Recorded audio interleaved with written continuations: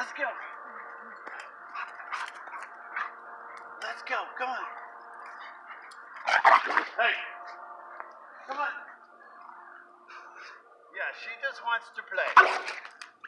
She just wants to play. Yukon was the perfect dog to bring for this because he's older, strong enough, very confident. They're big enough. He's putting her in her place. She just wants to play because she's a puppy.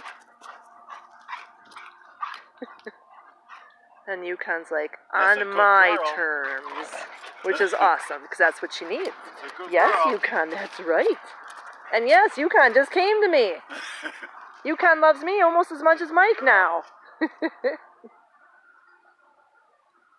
not going to play with you right